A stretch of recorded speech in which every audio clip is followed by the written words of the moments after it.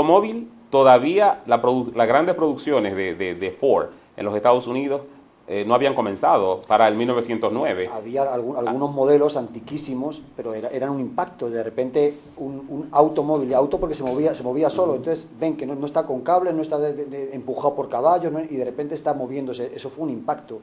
Igual que el tema del avión. Pero no solamente en grandes inventos, también en grandes teorías.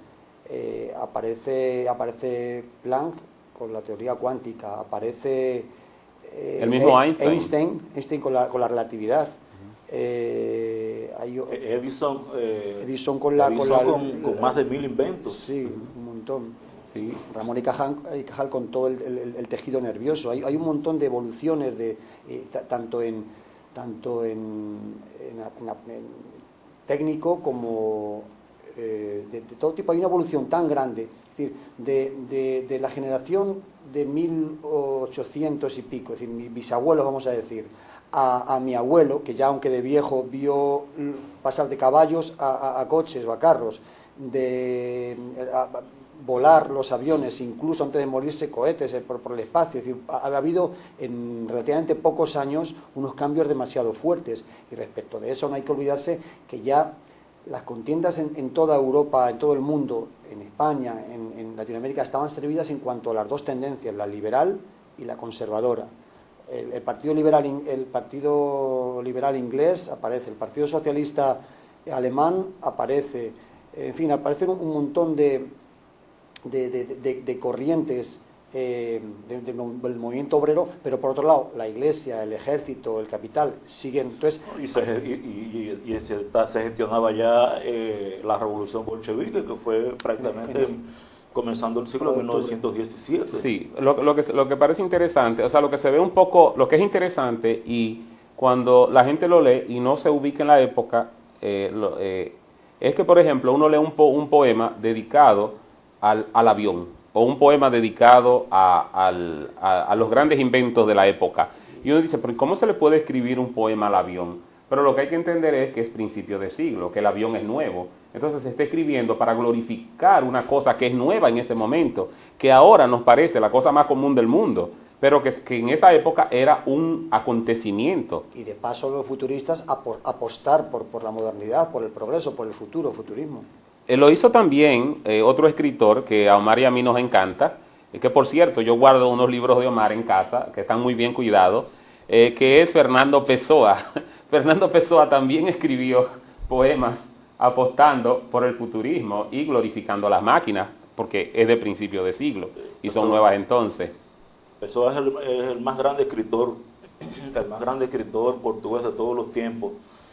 Y Machado hizo lo mismo que Pessoa, que Machado, ¿cómo se llama? El mundo de Juan de Mairena. Juan de Mairena es un poeta, pero que es el mismo Machado.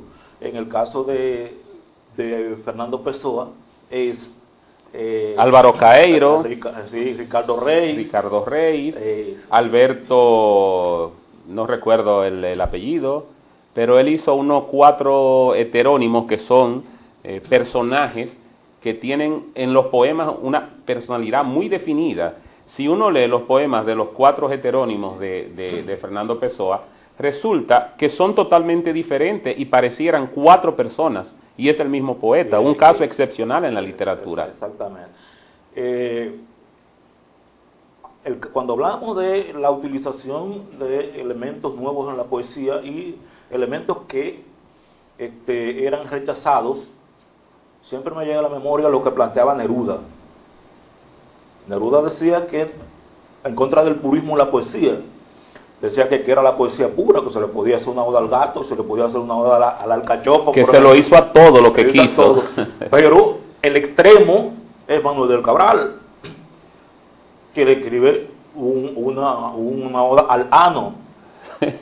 Así mismo se llama. Pero es que los grandes poetas hacen lo que quieren. Porque Manuel del Cabral fue tan grande que pudo escribirle a todo lo que quiso, y lo hizo bien, sí, y en gran cantidad.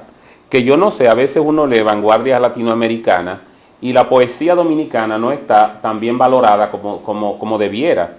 Porque si uno ve, tanto Manuel del Cabral como Mieses Burgos son poetas de una calidad y de una profundidad que deberían estar en todas las antologías latinoamericanas, porque tienen una calidad universal, no local, que claro. La poesía dominicana fue dentro de la literatura, la primera que se elevó fue la poesía dominicana muchísimo antes de la novela, de la cuentística. O sea, nosotros fuimos grandes primero en poesía, más que en cualquier otro. Debemos recordar perdón, Oscar, que André Breton fue quien hizo los manifiestos del surrealismo. Sí. André Breton vino a la República Dominicana a leer la poesía de los sorprendidos. Es cierto. De Burgos, de todos los sorprendidos.